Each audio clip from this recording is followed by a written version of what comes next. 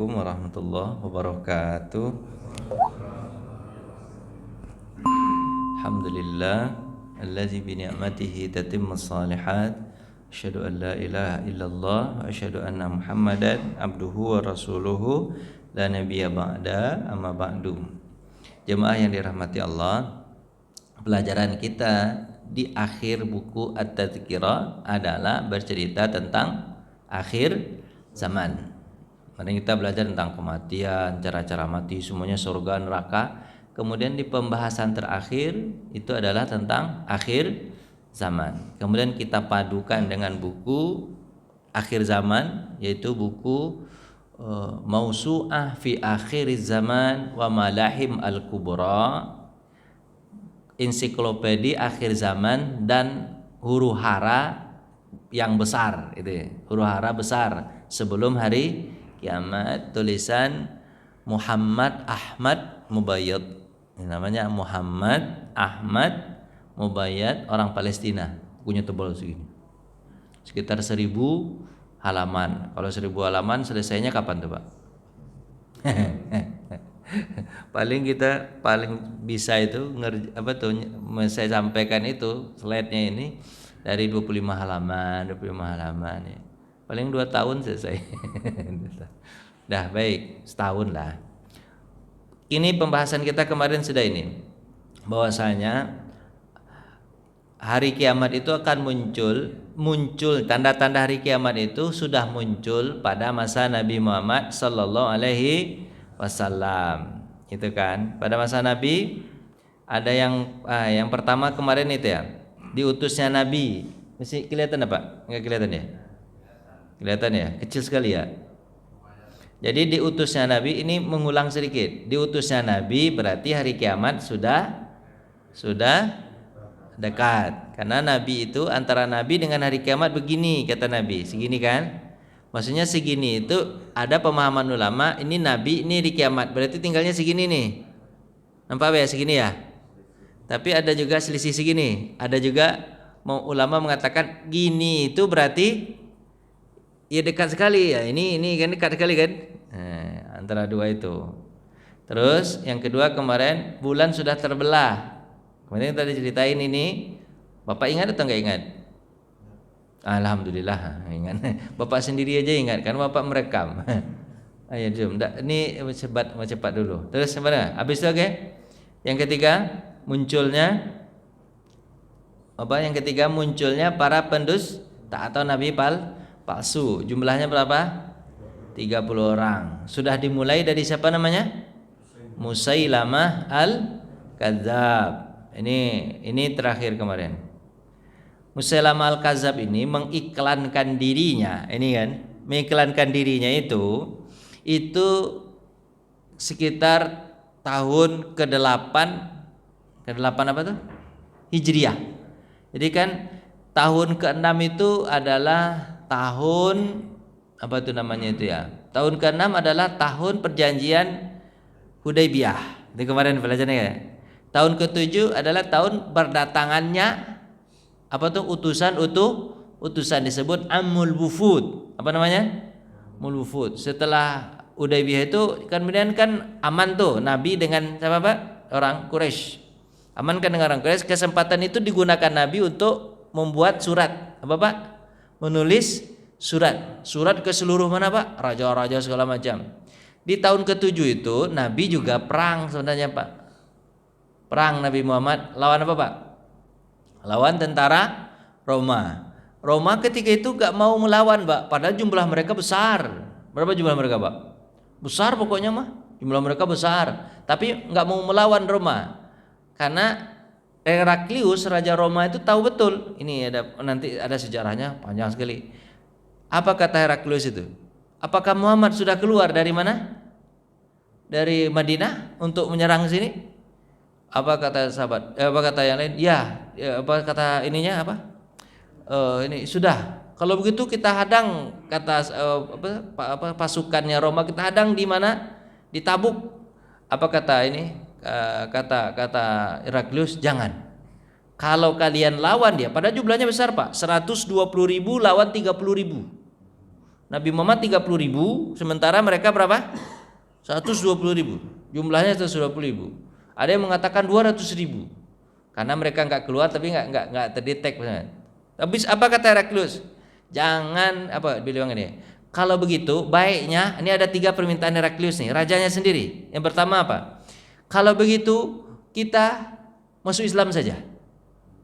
Masuk Islam saja. Karena benar dia adalah Nabi itu. Masuk Islam aja. Kita beruntung. Apa kata ini? Ada apa? Kata apa? Kata ininya. Bukan jenderal lah segala macam lah, tentaranya. Dia bilang apa? Enggak. Masa kita sudah agama ini, agama apa tuh? Nasrani ini sudah lama, masa kita ikut agama Muhammad? Memalukan. Enggak mau mereka. Kemudian yang kedua kata Heraklius, kalau begitu, kata Heraklius, kita bayar pajak. Bayar pajak. Bayangkan Pak, negeri kecil ditakuti oleh Heraklius. Kita bayar pajak. Kita bayar pajak. Apa kata jenderal-jenderalnya? Bilang apa? Masa iya negara besar membayar pajak ke negara kecil? Namanya pajak itu apa Pak? Jizyah ya. Masa negara besar membayar pajak ke negara kecil? Nggak mau juga. Kata Heraklius yang ketiga, kalau begitu jangan ada yang keluar melawan Muhammad. Baik orang Roma sendiri maupun suku-suku yang mendukung Roma. Kan ada suku-suku Arab tuh Pak, daerah Syam itu. Jangan ada yang keluar. Jangan ada yang mau melawan Muhammad SAW. Oh, mereka bertanya, kenapa? Kenapa nggak boleh melawan Muhammad? Apa katanya? Dia itu nabi. Kalau kalian lawan pasti kalian kalah. Jadi Heraklius Pak, itu pun ngaku dia akan kalah Pak. Makanya Pak, Nabi Muhammad udah sampai di Tabuk itu, mereka apa Pak? Mereka apa Pak? Enggak apa tuh? Enggak mau keluar. Padahal Nabi lama di situ Pak, sampai 40 hari. 40 hari nunggu mereka, enggak datang-datang. Akhirnya Nabi udah negeri-negeri sekitar diajak masuk Islam. Ada yang masuk Islam, ada yang tidak. Kalau tidak bayar pajak. Itulah kemenangan besar. Tahun ke-7 itu Pak. Maka setelah tahun ke-7 orang berdatangan. Apalagi tahun ke-8 Pak. Di tahun ke-8 Nabi Muhammad menaklukkan apa? Mekah. Menaklukkan Mekah kan? Menaklukkan Mekah. Pas menaklukkan Mekah itu udah 2 besar, kekuatan besar itu. Mekah sudah takluk, kemudian Roma sudah apa Pak? Sudah kelihatan takluk walaupun tidak perang Pak ya. Dan takluk walaupun tidak perang. Akhirnya Bapak, datanglah. Siapa nih Pak ceritanya Pak? Musailamah Al-Kadzab ini. Kemana dia datang Pak? Dia di suku Yamamah kan. Dia datang ke Nabi Muhammad SAW dengan sukunya. Terus dia bilang begini ke Muhammad. Karena dia lihat jadi nabi ini profesi. Dianggap nabi ini sebagai Bapak profesi. Jadi ini kayaknya menjanjikan ini, menguntungkan ini. Kan? Terus dia katakan Muhammad, ginilah. Kita bagi 2 dunia ini. Yang sebelah sini ke bawah kamu punya, tapi yang sebelah sini ke atas saya yang punya. Kau nabi, aku nabi. Oh itu jadi. Kau nabi, aku juga nabi. Apa kata Nabi Muhammad?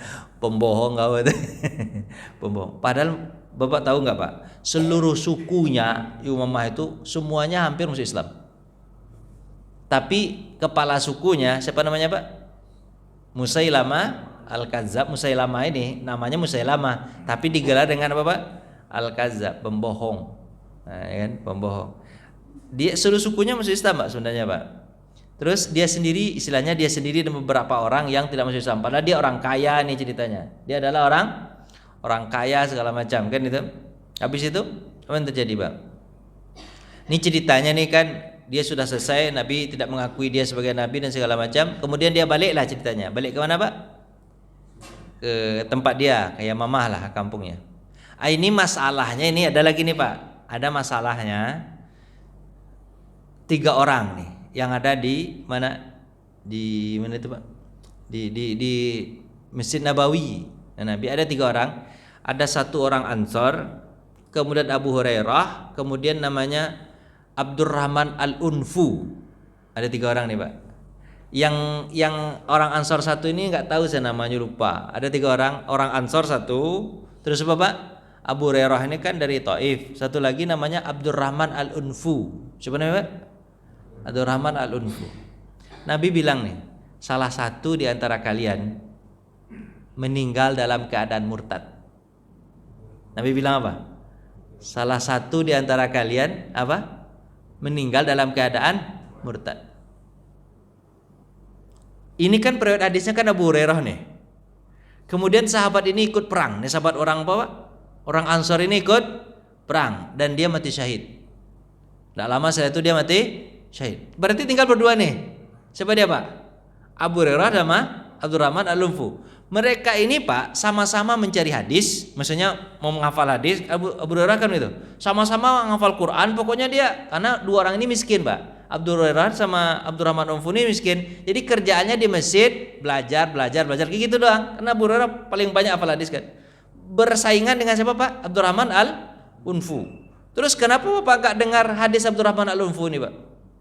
Ya karena dia murtad. Kalau murtad hadisnya ini ditolak semua kan jadinya kan. Ya kan?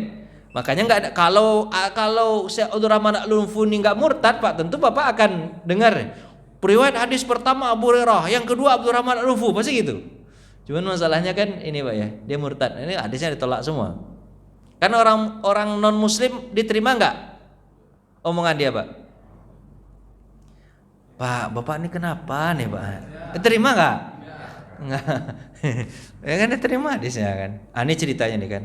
Ini ceritanya gini, pada masa Abu Bakar nih ceritanya. Sebab Pak, pada masa Abu Bakar. Ada yang mengatakan pada masa Abu Bakar, ada yang mengatakan pada masa Rasulullah. Ada riwayat ini, Abdurrahman Al-Unfu ini disuruh ngapain, Pak? Hai Abdurrahman, kau kan orang yang paling biasanya pintar lah. Baca Quran, hafal Quran 30 juz. Kemudian apa, Pak? Banyak hadis segala macam agama tahu. Dakwahilah Musailama Al-Kadzab. Ini ceritanya sebagai apa, Pak? Duta nih, sebagai apa, Pak? Duta. Ketemulah sama sebab Pak Musailama Al-Kadzab. Musailama Al-Kadzab malah menawari Abdurrahman jabatan. Abdurrahman, gini, kau kan orang miskin. Saya kasih kau apa? Jabatan sebagai wakil saya. Ini sejarah pertama nih, Pak, Nabi punya wakil. Ini sejarah pertama dibuat sama Musailama Al-Kadzab. Kau sebagai wakil saya. Nanti kalau saya mati kau gantikan. Terus kau kan miskin dan belum menikah ketika itu. Mungkin usianya 20, 30, 20 gitu ya. Kau belum menikah. Aku carikan wanita yang paling cantik kau nikahi. Habis itu aku berikan kau segala fasilitas, kekayaan segala macam, kasihlah fasilitas. Tugasmu hanya satu. Apa itu? Kau robah ayat Al-Quran dan hadis Nabi, kau nyatakan kepada orang ramai bahwa aku ini sama seperti Muhammad Nabi. Siapa lagi? Musailama Al-Kadzab pun Nabi. Karena dia dari Madinah, tentu orang percaya, Pak, dengan omongan dia kan. Dia bilang bahwasanya Muhammad itu pernah berkata kepada saya bahwasanya Muhammad itu Nabi, Musailama juga Nabi. Orang percaya gak, Pak? Parahnya lagi, Pak, umat dia yang Yukuyamamah yang sudah muslim jadi murtad. Murtad, Pak. Nanti di babat habis sama siapa, Pak? Nama siapa? Abu Bakar. Dan Abdurrahman Al-Unfu nanti meninggal di perang apa namanya? Perang murtad. Perang murtad apa, Pak? Siapa ininya panglima perangnya? Khalid bin Walid. Selesai semua dia. Termasuk siapa, Pak? Musailama Al-Kadzab dibunuh oleh Al-Wahsy yang membunuh paman Nabi dulu sebelum dia muslim. Ya kan? Paham nggak, Pak, ceritanya ini? Nah, jadi mereka itu ini gara-gara jabatan ternyata bisa berubah orang, Pak, ya. Bisa berubah, ya. Jadi tidak menjamin orang itu hafal Quran, hafal hadis segala macam kalau dikasih jabatan.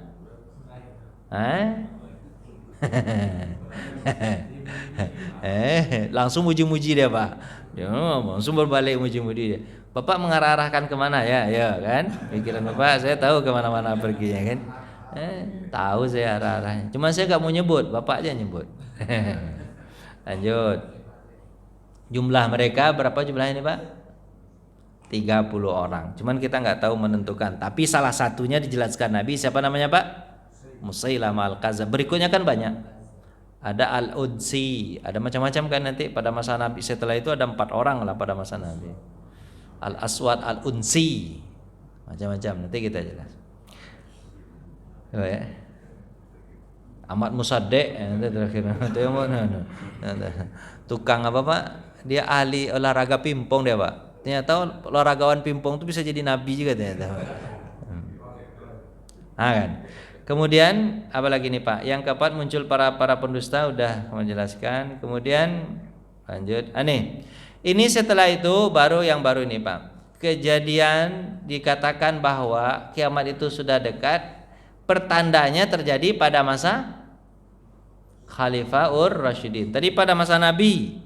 Pada masa Nabi ada 3. Apa Pak? Yang pertama diutusnya Nabi, terbelahnya bulan, kemudian ada Nabi palsu, itu 3. Kemudian terjadi pada masa Khalifah Ar-Rasyidah, yaitu pada masa Abu Bakar, Umar, Utsman, Ali gitu kan. Tentu pertama khalifahnya adalah Abu Bakar. Pada masa Abu Bakar meninggalnya Nabi pun itu disebut apa Pak? Tanda kiamat.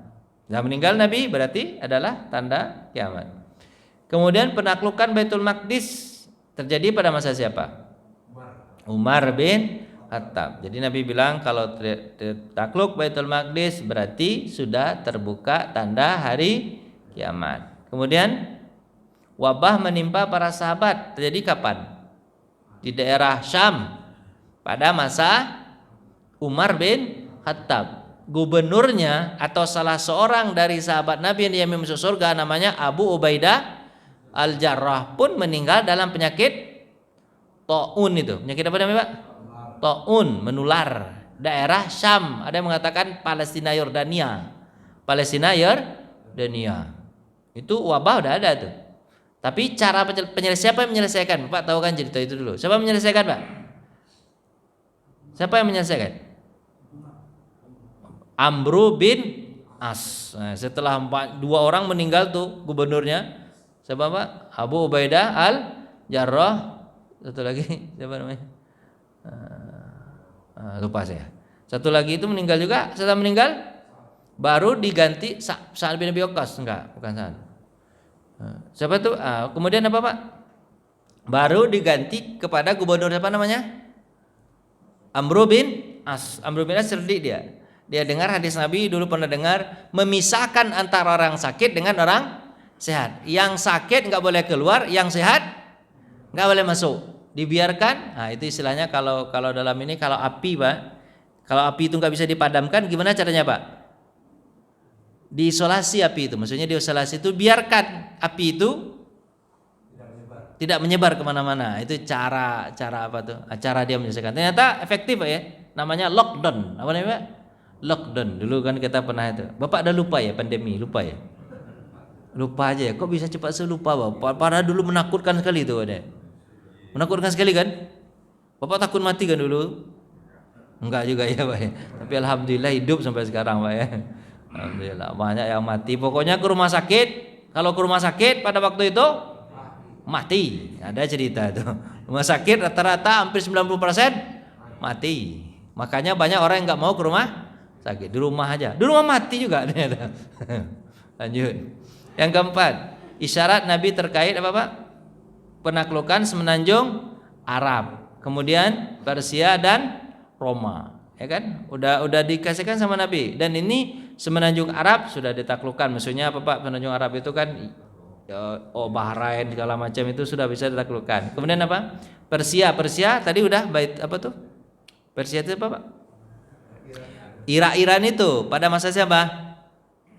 Pada masa Umar bin Khattab juga, Persia kan. Kemudian Roma itu biasanya bukan Romnya itu, tapi apa?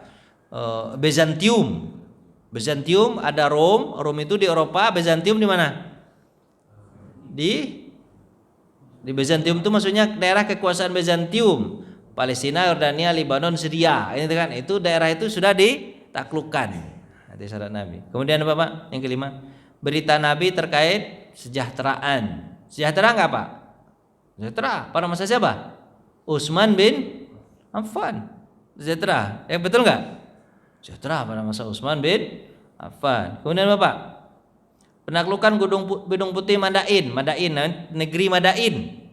Bukan Gedung Putih Amerika, Pak, tapi Gedung Putih Madain. Raja Madain.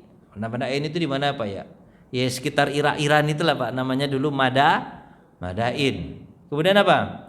Gerbang fitnah terletak kematian Umar. Umar udah meninggal belum? Siapa yang menusuk? Abu Lu'lu'ah. Apalagi setelah itu udah terbuka, kemudian Utsman pun terbunuh. Lebih melebar lagi. Tapi bukaan pertama itu adalah terbunuhnya Umar bin Khattab. 4 orang khalifah, sebenarnya keempat orang itu terbunuh, Pak. Abu Bakar terbunuh oleh apa, Pak? Diracun. Cuma tidak kemarin kan sudah kita jelaskan kematiannya, Pak. Gimana, Pak? Abu Bakar itu diracun tapi tidak langsung mati. Matinya kapan? Setahun setelahnya. Jadi racunnya sangat luar biasa, Pak. Bapak punya racun begitu nggak, Pak? Meracun orang, tapi orang nggak mati langsung, Pak. Kalau mati langsung, Bapak dituduh. Tapi kalau setelah 1 tahun, siapa yang bisa menuduh? Tapi Abu Bakar itu aku merasakan efek racun itu selama 1 tahun dan parahnya meninggal. Nggak tahu gimana cara bikin racun. Cara bikin racun, kenapa tuh, Pak? Udah habis aja, habis baterainya, Pak. Itu. Jadi, Pak, setahun, Pak. Kan Abu Bakar itu kan berdua dengan sahabatnya, tapi tidak disebutkan. Sahabatnya nanti meninggal di mana, Pak? Di Mekah. Sahabatnya dia berdua makan, diracun dia siapa, Pak? Yahudi lagi nih ceritanya. Yahudi meracun, kemudian dan hebatnya racun itu, Pak, dia makan 2 orang. Abu Bakar meninggal di hari itu, sahabatnya pun meninggal di hari itu, tapi beda tempat. Satu di Mekah, satu lagi Madinah. Hebat racunnya, Pak, luar biasa, Pak. Yahudi pandai, Pak, meracik racun. Bapak kalau ingin minta racun, minta ke Yahudi. Luar biasa racunnya. Umar bin Khattab jelas tuh dibunuh siapa, Pak? Abu Lu'lu'ah, ditusuk. Siapa tuh Abu Lu'lu'ah? Abu Lu'lu'ah itu adalah orang Persia. Orang Persia, karena negerinya diapain, Pak?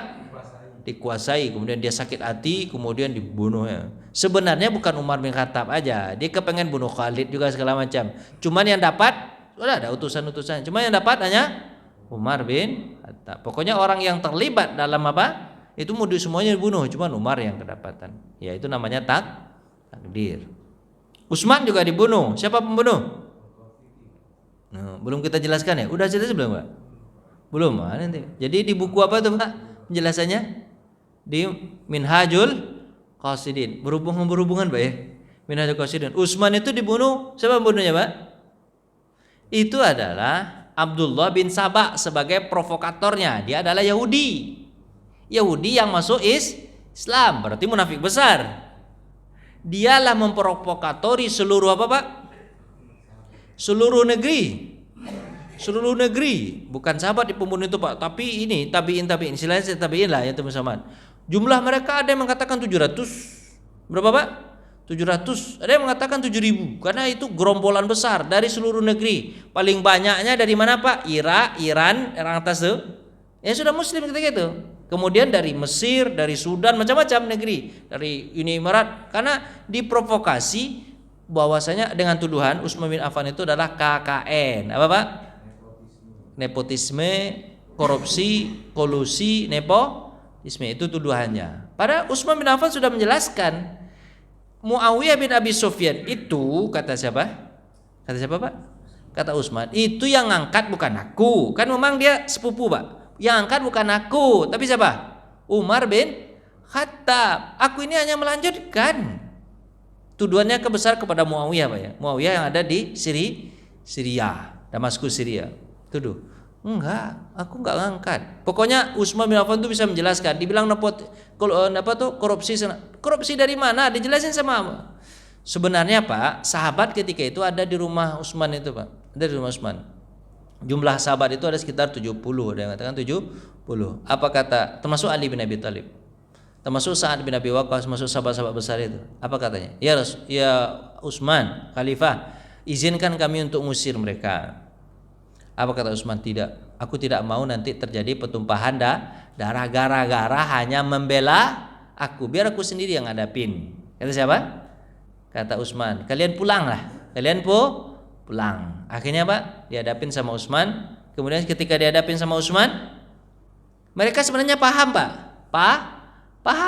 Paham sebenarnya dengan apa yang dijelaskan sama Utsman bin Affan.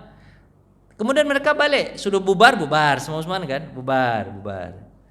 Ini malah petakanya ini Abdullah bin Sabah kan nggak mau ini negeri ini aman. Ditulisnya surat kaleng. Surat apa namanya Pak? Surat kaleng. Kemudian stempelnya itu dia curi stempel sama Pak Utsman bin Affan. Curinya, stempelnya di bawah. Sen. Kemudian surat itu dibagikan ke seluruh orang yang datang tadi, yang datang demo itu dibagikan. Isi suratnya adalah perintah kepada gubernur. Padahal ini bukan Utsman yang bikin. Perintah kepada gubernur. Nanti jika seandainya mereka sudah balik ke kampung mereka, maka tangkap mereka semua tanpa diadili, bunuh. Itu mungkinkah begitu Utsman bin Affan, Pak? Tidak mungkin. Surat itu beredar. Kalau seandainya surat rahasia, Pak, tentu itu tidak apa, Pak? Tidak beredar. Ini beredar seperti apa, Pak? Bapak seperti apa tuh? Bapak kalau di jalan-jalan itu dikasih apa? Selebaran. Brosur. Kalau memang itu suratnya surat rahasia, tentu tidak akan beredar. Beredar, Pak. Orang yang pergi tadi, katanya Utsman kita aman-aman aja balik ke kampung halaman kita. Tahu-tahu perintahkannya gubernurnya untuk apa, Pak? Menangkap dan membunuh. Oh, enggak ada cerita ini, kita balik. Balik lagi mereka, Pak. Habis itu mereka kepung rumah Utsman dan ketika itu hari Kamis. Sahabat kepengen bela, apa kata Utsman? Enggak, pulang kalian, pulang. Saya selesaikan lagi. Kata siapa? Tapi kali kedua itu tidak bisa terbendung. Tidak bisa terbendung. Terus Utsman bilang apa? Aku bermimpi. Kepada istrinya nih, istrinya nangis. Bang, lari aja lah. Kalau abang ada pergi aja. Tapi apa kata Utsman?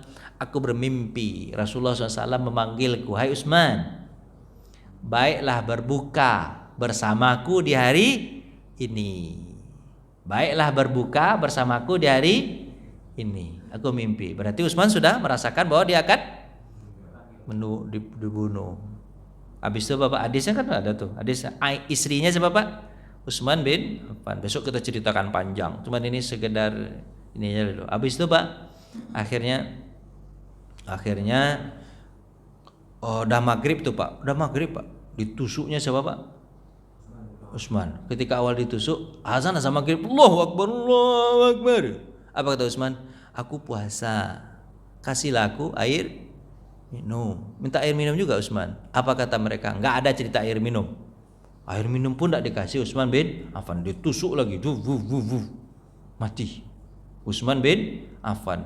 Dia sedang baca ayat Al-Qur'an. Cuman ayatnya apa nanti kita jelaskan. Apa ayatnya itu? Pas di ayat itu adalah ayat tentang kematiannya. Baca ayat itu dan tertumpahlah darah ke mushaf Utsman bin Affan itu. Cuman riwayat terakhir mengatakan apa tuh? Terakhir periwayat hadis itu mengatakan istrinya tadi, aku tidak melihat dari kebanyakan orang yang datang ke rumah Utsman kecuali semuanya mati dalam keadaan su'ul khatimah, dan ketika mereka hidup rata-rata mereka gila. Bapak gila mereka Pak. Karena membunuh siapa Pak? Utsman bin Affan. Tapi siapa provokatornya Pak? Abdullah bin Sabah, munafik munafik atau Yahudi yang masuk Islam, dihancurkan dari dalam.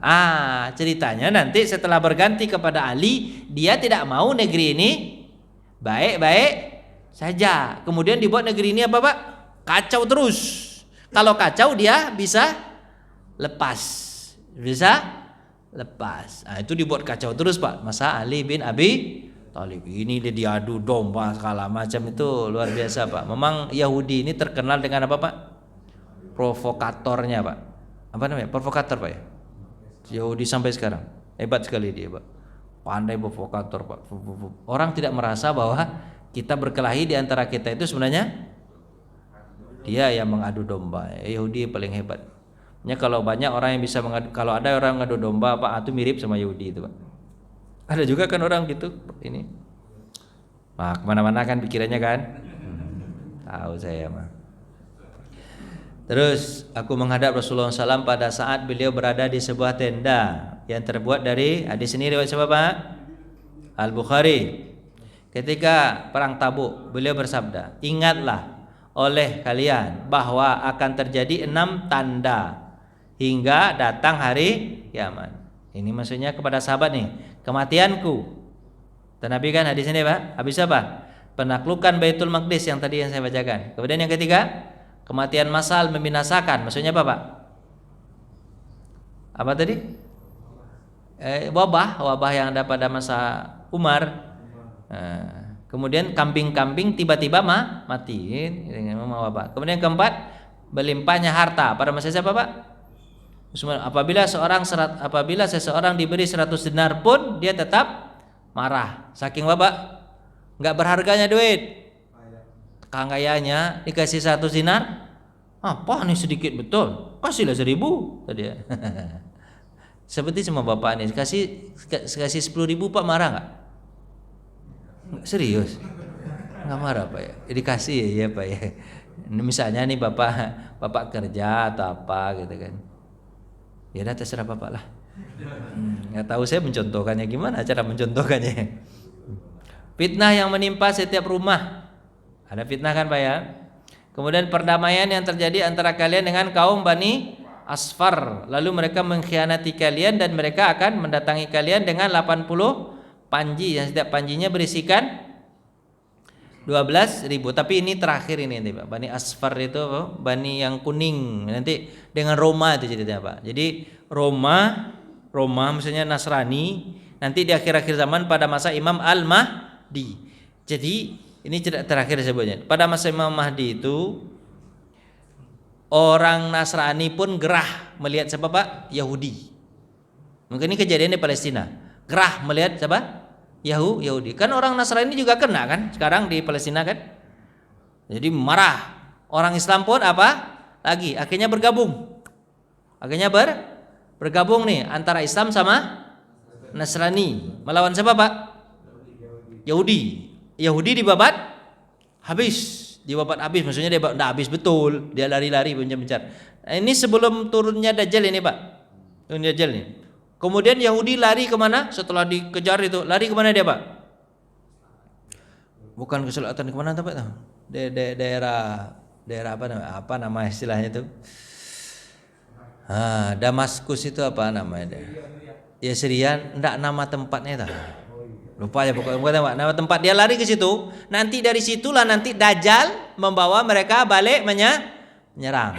Tapi ceritanya kan menang dulu nih antara sebab Pak Nasrani dengan Muslim yang bersatu ternyata Muslim dan Nasrani bisa satu. Tapi setelah bersatu ini cerita ini. Setelah bersatu mereka mengkhianati. Mereka bilang apa? Setelah Yahudi kalah, apa kata orang Roma? Apa kata orang Nasrani? Kami telah mengalahkan Yahudi. Nah, dia ngaku-ngaku nih Pak. Apa kata orang Islam? Jangan begitu. Kita kan berdua nih. Jangan bilang kau ngaku-ngaku. Maksudnya dia ngaku itu supaya dia bisa menguasai dunia. Apa kata Islam? Enggak bisa begitu. Kita kan berdua nih. Dia mulai berkhianat. Ceritanya berkhianat. Akhirnya orang Bani Asfar, maksudnya orang Nasrani itu yang warna kulitnya kekuning-kuningan gitu kan, putih kekuning-kuningan. Apa? Mereka membawa berapa Pak? 80 panji. Jadi 80 apa Pak? Bendera. Dari setiap bendera itu jumlahnya berapa Pak? 12.000. Berarti 12.000 kali 80 berapa jumlahnya itu Pak? Nah, kan susah Bapak. 96 berarti 960.000 pasukan. Gede gitu Pak, hampir 1 juta pasukan Pak. 960.000 pasukan dibawa siapa Pak? Bani Asfar. Tapi nanti kalah nggak mereka Pak? Kalah mereka. Lawan siapa Pak? Imam Mahdi. Kalah mereka. Setelah mereka kalah, barulah siapa Pak? Dajjal datang membawa 70.000 tentaranya yang lari tadi Pak dari Yahudi. Apalah namanya tempat? Isfahan itu Irak Pak. Iran maaf. Isfahan itu apa Pak? Iran. Isfahan itu di Iran Pak ya. Ternyata mereka lari ke Iran. 70.000 orang Yahudi Isfahan karena lari dari pertempuran apa Pak? Pertempuran Yahudi sama Nasrani sama Muslim bersatu melawan Yahudi. Itu hadis Nabi, Pak. Jadi kalau cerita-cerita begini kan, makanya di awal kita udah bilang bahwasanya kita cerita-cerita akhir zaman begini itu menambah apa tuh? Bukan menambah, menjawab penasaran kita. Nanti di akhir zaman gimana ya? Petanya itu sudah kelihatan, Pak, dari sekarang, Pak. Yahudi itu menguasai Palestina. Orang Islam sama orang Nasrani yang ada di sana pun dibabat habis sama akhirnya bersatu. Dia kalah, kemudian Nasrani berkhianat, gitu kan. Kemudian baru datang Bapak, setelah kalah pula Nasrani baru datang apa? Yahudi lagi dengan Dajjal. Akhirnya Imam Mahdi tidak bisa melawan Dajjal. Akhirnya turunlah siapa, Pak? Nabi Isa. Di mana Nabi Isa turun? Di Menara Putih Damaskus Syria. Sampai sekarang masjidnya masih ada. Damaskus Syria dibawa oleh dua malaikat. Sementara Nabi Isa berpegangan pada kedua sayapnya turun. Terbayang nggak semua Pak begitu? Bapak mau lihat keadaan begitu atau enggak? Oh parah Bapak hidup, janganlah. Kalau bisa Bapak mati duluan sebelum kejadian itu. Sebab Bapak nggak saya yakin Bapak nggak sanggup. Kalau misalnya nggak sanggup, bisa jadi nggak sanggup melawan Dajjal, atau bisa jadi Bapak jadi pengikut Dajjal. Karena luar biasa Pak. Dajjal itu luar biasa Pak. Memutarbalikkan fakta. Sekarang aja kita diputarbalikkan fakta pun iya pula kata kita. Padahal nggak Dajjal betul dia itu. Benar nggak Pak? Diputar-balikannya fakta, apa kata kita? Iya juga ya kata kita kan. Padahal dia nggak Dajjal betul itu Pak. Apalagi Dajjal betul. Payah Bapak mencari yang kebenaran itu susah Bapak. Minta mati aja Bapak sekarang. Bapak kemana-mana perginya. Lanjut. Memang kalau akhir zaman ini memang mengerikan kalau dibahas Pak. Serius Pak. Banyak orang ditangkap gara-gara pembahas akhir zaman ini. Mudah-mudahan saya nggak ditangkap saya nanti. Nah lanjut Pak ya. Karena memang menyinggung Pak. Dia menyinggung Pak. Menyinggung serius. Menyinggung gini, menyinggung itu. Tapi saya berusaha tidak menyebut nama. Kalau nggak nyebut nama kan aman kan saya kan. Nah, Bapak bayang-bayangkan aja lah sendiri. Kemudian pertanda yang terjadi di masa Khulafaur Rasyidin. Apa yang pertama ini? Yang keempat. Isyarah Nabi. Nggak kelihatan Pak? Isyarah Nabi Muhammad penaklukan semenanjung Arab dan Persia. Ini hadisnya. Kita bacakan hadis satu-satu Pak ya. Arab dan Persia. Kalian akan memerangi atau menaklukkan semenanjung Arab. Maksudnya Arab itu Bapak? Irak, bukan Irak apa? Oman, Yaman ini. Padahal sudah ditaklukkan, cuman ditaklukkan ulang oleh Abu Bakar. Karena mereka murtad, ditaklukkan ulang lagi. Penaklukan untuk kalian. Kemudian bangsa Persia juga kalian taklukkan. Setelah itu bangsa Roma yang menguasai daerah Syam, Palestina, Yordania, Madain, segala macam dikuasai itu kan. Habis apa? Terakhir kalian akan memerangi Dajjal. Ini nanti jauh kan ceritanya kan. Dari Dajjal. Maka Allah memberi kemenangan bagi kalian atas Dajjal itu. Nafi berkata, hai Jabir, ini periode Jabir. Hai Jabir, ketahuilah, kita tidak akan melihat Dajjal muncul sebelum bangsa Roma ditaklukkan. Jadi yang tadi cerita tadi itu Pak, Bani Asfar kita taklukkan dulu baru Dajjal muncul. Jadi kita taklukkan Roma dulu baru Dajjal muncul. Jadi Bapak nanti ketika kan dia membawa 80 panji, setiap panji berapa Pak? 12.000 kan. Kemudian Bapak sampai menaklukkan Eropa itu dulu. Dah takluk sama Bapak Eropa baru Dajjal datang. Jadi seling berganti begitu Pak. Nah. Hadis riwayat Muslim. Pak, kok 70.000 bisa mengalahkan kita yang banyak ketika itu Pak? Iya karena ada Dajjalnya di situ. Dajjal itu sekali hentak aja banyak mati sama dia. Dia kan hebat Dajjal tuh. Hebat nggak Pak? Hebat Dajjal mah. Lanjut. Kemudian berikutnya. Saya juga nggak kelihatan ini Pak. Pertanda harus ini. Apa ini Pak? Berita Nabi terkait kesejahteraan. Kesejahteraan nih Pak ya. Berita Nabi terkait ini berita ini Nabi. Terkait kesejahteraan tadi yang nih, stabilitas negeri Islam. Akan adanya seorang wanita dari Hira. Hira itu mana Pak? Irak. yang menaiki sekedup ontanya melakukan perjalanan naik menuju ke Baitullah. Dari Irak ke Baitullah aman. Itu terjadi pada masa siapa, Pak? Pada masa Utsman pun sudah terjadi itu. Aman. Kemudian penaklukan Kisra, sudah tadi kan? Persia. Pada masa Umar bin Khattab. Melimpah harta dan kemakmuran pada masa Utsman bin Affan. Hadis Bukhari, diulang-ulang lagi kan itu. Hadisnya sering begitu, gitu kan? Kadang satu hadis memuat 3 makna segala macam, gitu kan? Saling menguatkan. Kemudian berikutnya penaklukan Gedung Putih atau ini hadis Nabi. Hadis riwayat apa, Pak? Muslim. Yang tadi saya bacakan di depan tadi yang 7 tadi, ini di hadisnya lagi diungkapkan. Aku mendengar. Jadi makanya dikatakan gini, sebenarnya cerita ini bukan cerita-ceritaan, tapi Bapak dipandu oleh hadis Nabi. Ini hadisnya.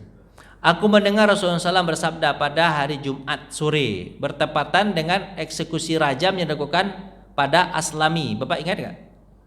Aslami seorang laki-laki yang mengaku bahwa dia kan berbisik sama Nabi itu di zuhur dia berbisik, ya Rasulullah tahhirni, ya Rasulullah sucikan aku. Hadis itu kan? Ingat nggak, Pak? Bapak enggak ada yang ingat, Bapak ada tidur aja. Iyalah, ayolah semangatlah sedikit. Saya aja pulang tadi malam jam 11 nih, Pak. Pagi ceramah saya. Ayolah, Pak. Jam 11 Bapak tahu jam 11 kenapa saya pulang jam 11 di malam? Apa? Bukan macet. Kereta tak jalan gara-gara apa? Nabrak bukan yang nabrak pohon apa ya? Pohonnya kena gitu. Oh, la ilaha illallah, Pak. Kayak demo di mana, Pak? Kayak demo di mana? Stasiun Tanah Abang, Pak. Udah jam 9 baru buka dia. Jam 9 baru buka, Pak. Pembakar itu kan ada pagar, Pak. Dirobohin sama orang, Pak. Pak Iman tak ada. Pak Iman tak merasakan. Tadi tak pergi mungkin kerja ya.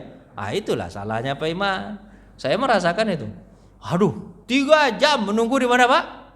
Stasiun. Aduh, mau tidur, mau ngapain serba salah aja. Panas. Karena orang saking rame ya. Orang marah, Pak. Kita cerita apa nih? Cerita itu aja lah dulu nggak apa-apa. Didobrak sama orang pintu tuh, Pak. Saking marahnya orang kayak demo. Ampun. Dikasih tahu. Jadi kan dikasih tahu Bapak. Yang peron untuk 56 menuju mana? Menuju Pondok Ranji, Rangkas Bitung semacam tak bisa lewat. Kenapa? Ada pohon tumbang di Pondok Ranji. Ada pohon tumbang Pondok Ranji. Dikasih tahu. Yang boleh masuk, dibuka pintu dikit. Yang boleh masuk hanya peron 1, 2, 3, 4. Maksudnya yang kemana tuh? Ke Bekasi, ke Manggarai gitu. Nah itu boleh masuk. Akhirnya jam 9 baru diumumkan. Kan orang udah numpuk banyak tuh. Jam 9 diumumkan. Saya ada kemungkinan saya mau pakai motor aja, kata saya dari Tanah Abang ke sini. Saya lihat Google Map merah minta ampun. Aduh, kata saya capek nih pulang. Aduh nggak boleh nih, kata saya. Saya tunggu aja lah nih tuh. Kalau saya pulang pakai motor, nabrak orang nanti itu. Oh macet. Letih luar biasa. Itulah penderitaan saya, Pak. Mohon maaf. Habis itu Bapak, itu kan ditahan itu. Jam 9 diumumkan. Apa kata dia, Pak? Alhamdulillah sudah selesai perbaikannya. Boleh masuk. Tapi Bapak yang tertib masuknya ya sedikit-sedikit. Sebab kalau Bapak masuk semua nanti dia apa? Di stasiun itu nanti membeludak kemana-mana, pergi tabrak kereta pula, kata dia. Kan sedikit-sedikit, Pak ya. Dibuka pintu sedikit. Gitu kan? Baru separuh Pak, orang menyuruh di bawah. Menyuruh orang di bawah, Pak. Akhirnya di belakang kan, karena nggak tahan kan, udah lama nunggu orang berdiri kayak demo gitu kan, nggak tahan. Aduh, karena dibukanya sedikit, kena kepala orang, dibuka sama orang kayak demo, Pak. Copot, Pak, pintunya. Datang banyak, akhirnya kan datang banyak apa, Pak? Banyak apa, Pak? Banyak sapam datang. Pak, mohon Pak, Bapak nanti celaka kalau di dalam. Jadi pakai dia kan rollingnya kan ke atas. Jadi yang copot itu hanya Bapak kiri kanan. Yang di atas masih nyangkut Pak, ditarik mereka tahan sama-sama begini. Wah, tolonglah Pak, jangan Pak, mati Bapak nanti dalam. Kayak demo. Saya ampun hidup ini kata saya kan. Akhirnya ada pulangnya 11 saya nyampe di rumah. Pagi-pagi ceramah, makanya Pak semangat lah daripada saya sedikit. Lebih capek semua. Nah, lanjut ya. Lanjut Pak ya. Kalau tak percaya Pak tanya sama orang tuh. Ya kalau Pak tahu siapa yang ada di situ.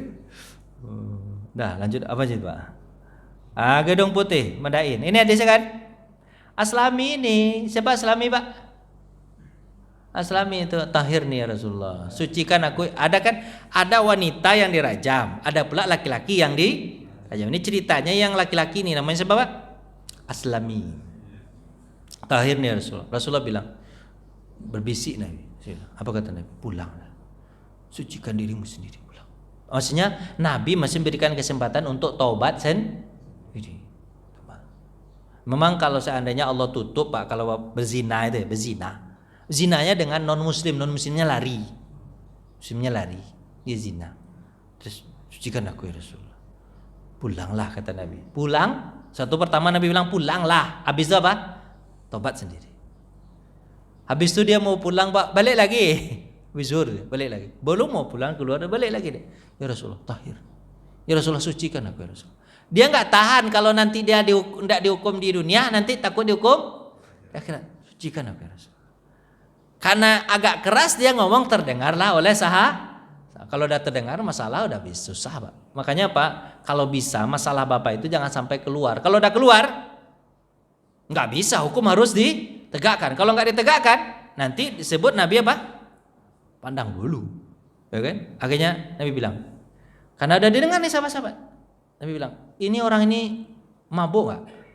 Nabi yang kedua nih Pak, ini apa istilahnya alasan Nabi untuk yang kedua, mabuk nggak nih? Coba kalian yang pernah minum, Nabi kan nggak pernah minum. Coba perhatikan mulutnya, cium bau mulutnya. Kata sahabat, enggak ya Rasulullah, ini nggak mabuk nih orangnya, waras nih. Kalau mabuk kan omongannya kan ini. Udah mabuk ya Rasulullah, ini waras nih orang nih, nggak minum dia nih. Terus Nabi bilang, siapa yang tahu? Yang ahli psikolog siapa? Nih, psikolog. Sini. Dia orang gila nggak nih? Ada 3 alasannya Pak. Dia orang gila nggak nih? Coba. Orang gila nggak nih? Dicium. Dia, ya Rasulullah kata tetangganya, bukan ini. Ini orang waras ini. Dia nggak gila nih. Dia nggak gila ini ya Rasulullah. Dia nggak gila nih.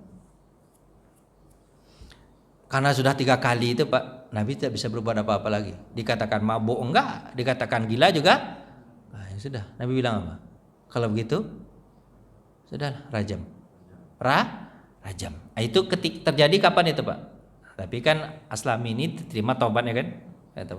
Akhirnya Pak, ketahuilah ini ketika dia sudah dirajam, tapi Nabi cerita setelah dirajam tentang siapa Pak? Tentang akhir zaman. Pada Jumat sore itu bertepatan eksekusi rajam siapa Pak? Ali Aslami. Jadi gitu Pak, ini pemahamannya gini. Sahabat itu bedanya dengan kita, mereka melakukan kesalahan tapi langsung taubat, dan taubatnya mereka mau menyerahkan diri mereka. Beda dengan kita, itu bedanya. Kita kalau salah nyembunyiin, dia nggak mau dihukum di dunia, maunya dihukum di akhirat. Nah, itu masalahnya. Kalau sahabat bedanya, tetap mereka generasi terbaik. Tapi mereka pernah melakukan kesalahan, ya, karena mereka adalah manusia. Tapi apa bedanya dengan kita? Mereka langsung taubat. Itu bedanya, Pak. Bukankah Allah lebih suka sama orang yang melakukan perbuatan jahat kemudian dia taubat? Itu kan Allah lebih suka kan ya? Ketahuilah, agama ini akan selalu tegak, kata Nabi. Ini terakhir selalu tegak sampai hari kiamat tiba nanti. Atau di tengah-tengah kalian akan muncul 12 khalifah yang semuanya berasal dari Quraisy. Inilah hadis ini dipakai oleh siapa Pak? Syiah sebagai disebut apa Pak? Imamah. Sebenarnya maksud 12 khalifah ini apa Pak? 12 khalifah ini memang khalifah yang kekuatannya mirip dengan khalifah Ar-Rasyidin, dan 4 orang. Termasuk di situ siapa? Umar bin Abdul Aziz, nanti jadikan khalifah yang keempat. Termasuk di sana nanti siapa Pak? Harun ar-Rasyid. Nanti jumlah mereka cuman berbeda pendapat ulama, setelah mereka siapa? Tapi maksudnya cara kepemimpinannya mirip dengan siapa Pak?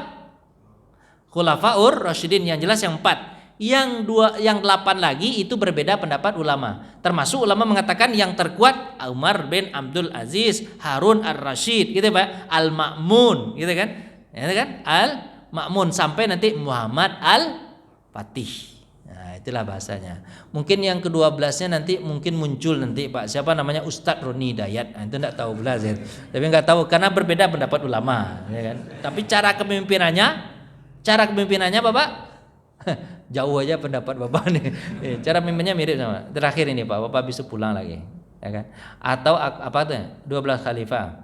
Atau aku maksudnya berteman Jabir radhiyallahu anhu mendengar dari Rasulullah begini, sekelompok kecil dari kaum muslimin, ini hadis tambahannya, sekelompok kecil dari kaum muslimin akan melakukan gedung putih istana Kisra dan bala tentara Kisra. Ini tambahan hadisnya dari hadis di atas. Jadi gitu ya. Hadis Nabi mengatakan 12, mestinya gini Pak ya, kan ada sahabat yang melakukan itu.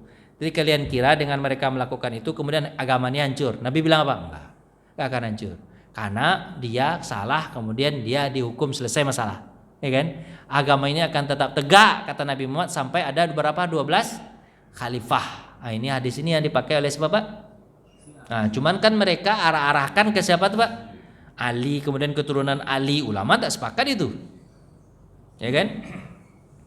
Terus apa Pak? Nah, ini kemudian tambahannya apa? Sampai kita melakukan kisah, betul kan? Pada masa Umar bin Khattab.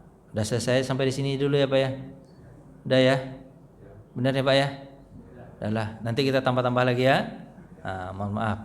Bapak paham gak cerita ini? Mana-mana perginya. Dah. Assalamualaikum. Doalah dulu sebelum Ramadan nih Pak. Doa kita sebelum Ramadan nih. Terakhir saya nih ya. Ya kan hari Ahad besok kan enggak ada kan? Mana ada? Ya, Ahad besok orang puasa lagi. Auzubillahi minasyaitonirrajim. Bismillahirrahmanirrahim. Alhamdulillahirabbil alamin hamdan syakirin hamdan naimin hamdan yuafi ni'amahu yukafi mazidah ya rabbana lakal hamdu kama yanbaghi li jalali wajhikal karim wa azimi sultanik. Allahumma ahillahu alaina bil yumni wal iman wassalamata wal islam. Ya Allah ya Tuhan kami, berikanlah kepada kami hilal bulan Ramadan dengan keadaan aman, penuh keimanan. Rabbi wa rabbukallah, Tuhanku dan Tuhan kalian adalah Allah Subhanahu wa taala. Agungkanlah, tetapkanlah mengagungkan Allah di bulan suci Ramadan dan bulan-bulan setelahnya.